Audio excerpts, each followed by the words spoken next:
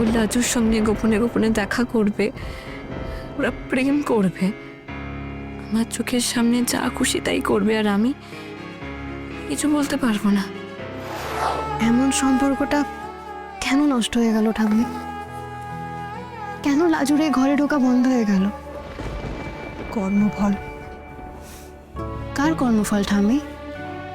সে আমি অত জানি না, সকলে যা বলেছে সেটাই মেনে নিয়েছি। তুই বল দেখি, ওর হস্টেলের কোনো কিছু ব্যবস্থা করতে পারলি? না, আমি কোনো খোঁজ পাইনি, এখনো কোনো জায়গা ফাঁকা হয়নি। তবে তো খারাপ হবে রে, খুব খারাপ হবে। হস্টেল না পেলে মেয়েটাকে তো শহর ছাড়তে হবে, আর একবার ঘর ছাড়া হয়ে শ্বশুরবাড়ি চলে গেলে ওর আর ফিরে আসা হবে না। ওর ডাক্তারি পড়াটাই শেষ হয়ে যাবে। একটা এত কষ্ট করে অর্জন করার জায়গা ওকে ছেড়ে চলে যেতে হবে, শুধু শুধু একটা মিথ্যের কারণে। নিজের অর্জন করা জায়গা,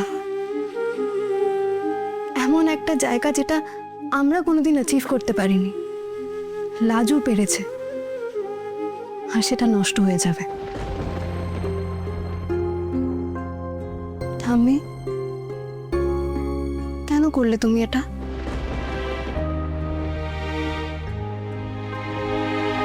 আমি আমি কি করেছি? ঠাম্মি, তুমি কি সত্যি সত্যি বিশ্বাস করো লাজু চুরিটা করেছে? তুমি লাজুকে সবচেয়ে বেশি কাছ থেকে চেনো, আমাদের সবার থেকে তুমি ওকে সব থেকে বেশি ভালো চেনো, তাও তাও তোমার মনে হচ্ছে লাজু চোর? আমি জানি না, আমি জানি না, আমাকে এমনি করে বলিস না। ঠাম্মি, ঠাম্মি, আমার মনে হয় তুমি যদি ওর উপর আরেকবার একটু ভরসা রাখতে পারতে, তাহলে মেয়েটার জীবনটা বেঁচে যেত। দিদিভাই তুই বল না, কৃষ্ণ কথাটা কি বলেছিল? বলেছিল সে নাম বলতে পারবে না, কিন্তু চোর বাইরের লোক না, বাড়ির কেউ চুরিটা করেছে। আর তার আগেই লাজু থানায় নিজে নিজে গিয়ে ফিরে এসে কি বললো? বাইরের লোক চুরি করেছে। তার মানে তো মিথ্যে বলেছিল, নিজেকে আড়াল করতেই নিশ্চয়ই বলেছিল। তাহলে মিথ্যে বলার কি দরকার ছিল? নিজেকে বাঁচাতে মিথ্যে কথা বলার মেয়ে নয় লাজু, এটা আমার থেকেও বেশি তুমি জানো ঠাম্মি। একটা সত্যি কথা বলো তো ঠাম্মি, ছোটদা ভাই এই বাড়ির লোকের কথাটা বলার পর তুমি লাজু ছাড়া অন্য কারোর নাম ভাবতে ভয় পেয়েছিলে, তাই না? বাড়ির কেউ চুরি করবে এটা আমি ভাবতে পারিনি। এরা যে আমার নিজের সবাই। নাড়ু, গোপাল, বড় বৌমা, ছোট বৌমা, আমার নাতি নাতনিরা, এরা আমার গয়না নেবে? আমি তো নিজেই কত সাদাসাদি করেছি তাদের মধ্যে আমার গয়নাগুলো বিলিয়ে দেওয়ার, তারা কোনোদিন কানে তোলেনি। যে জিনিস চাইলেই পাওয়া যায় তারা চুরি করতে যাবে কেন? বেশ, আমরা সব চাইলেই পেতে পারি, তাই আমরা চুরি করতে পারি না, এটাই তোমার মনে হয়েছে, তাই তো? আর লাজু গরিব, ওই বাড়ির বাইরে থেকে এসেছে, তাই ওর নামটা তোমার ভেবে নেওয়াটা খুব কনভিনিয়েন্ট, তাই তো? ঠাম্মি, আমার এটা বিশ্বাস করতে খুব কষ্ট হচ্ছে যে তুমি পুরো বিষয়টা উপর উপর দিয়ে দেখে একটা সিদ্ধান্ত নিয়ে নিচ্ছ।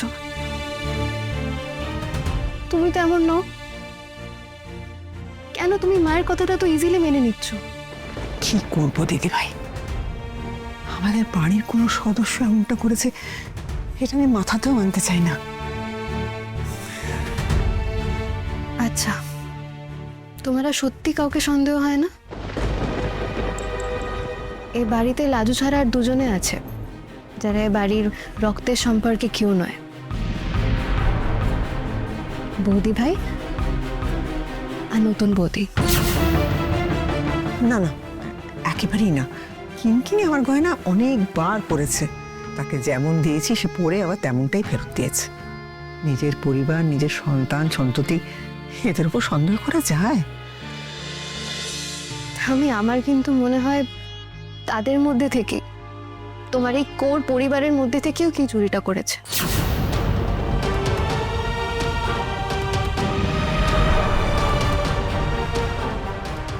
ঠাম্মি, তুমি কিন্তু যথেষ্ট বিচক্ষণ, যথেষ্ট বুদ্ধিমতী। তুমি এরম এড়িয়ে গেলে হবে না কিন্তু। তুমি তুমি আমাদের সবাইকে এতকাল উপযুক্ত পরামর্শ দিয়েছো, গাইড করে গেছো। প্লিজ প্লিজ একটু ভালো করে ভাবো, কে হতে পারে,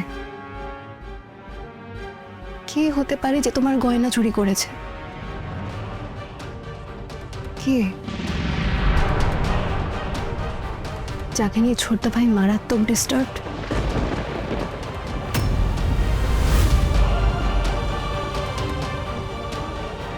বলতে চাইছিস কি তুই? এই মুহূর্তে যেই নামটা তোমার মনের মধ্যে উকি দিল, আমি তার কথাই বলতে চাইছি ঠাম্মি।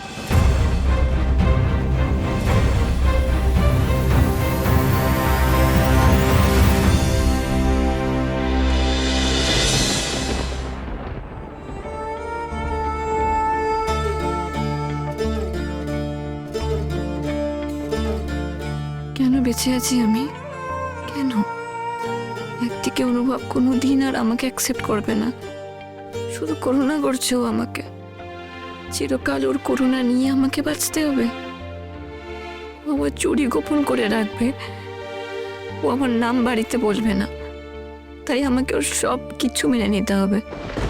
ও লাজুর সঙ্গে গোপনে গোপনে দেখা করবে, ওরা প্রেম করবে, আমার চোখের সামনে যা খুশি তাই করবে, আর আমি কিছু বলতে পারবো না। আর অন্যদিকে ময়ূক তো যখন তখন যে কোনো সময় আবার টাকার জন্য তাকাতে হাতে আবার শুরু করতে পারে। আচ্ছা, হঠাৎ ময়ূক কটা দিন চুপ হয়ে গেল কেন? টাকা পেল না, ওর অনুভবকে ছবি পাঠানো সাকসেসফুল হলো না। ও কি অনেক বড় কিছু প্ল্যান করছে? সেদিন কি সব বলছিল সোশ্যাল মিডিয়াতে নাকি আমার ছবি। আর পারছি না আমি। একদিকে অনুভব, একদিকে ময়ূর, আর সামনে লাজু। চুপ করে থেকে লাজু আজ আমাকে করুণা করছে। সকলে ওর মাথায় চুরির দায় দিয়েছে, তাও ও চুপ করেই আছে। এতে যে ওর প্রতি অনুভবের টান আরো বাড়ছে, আরো বেশি সিম্পাথি দিচ্ছে অনুভব লাজুকে। আমার কথা কেউ ভাবছে না।